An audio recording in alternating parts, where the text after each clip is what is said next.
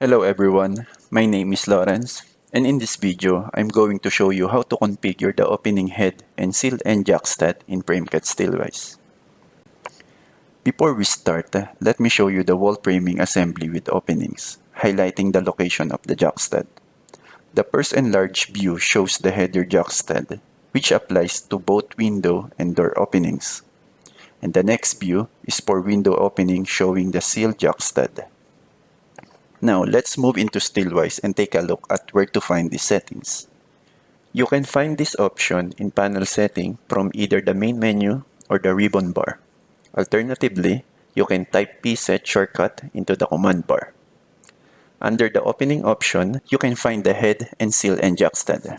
You can change it using the drop-down list depending on your requirements.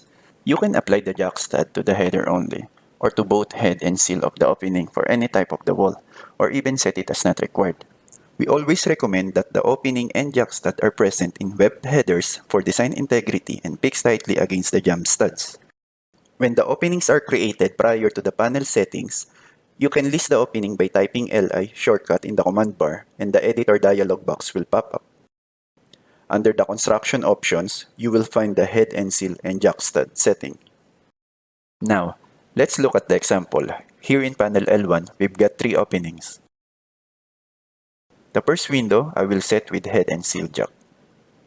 The door opening, I will set to header only.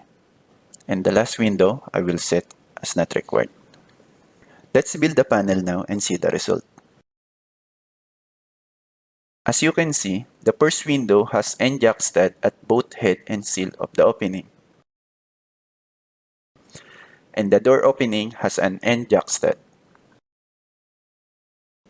While the last window opening does not show any jackstat, as it was set to no jackstat required. If you wish to edit it, you can list the opening by typing li shortcut in the command bar or simply double-click the opening text and select the desired option.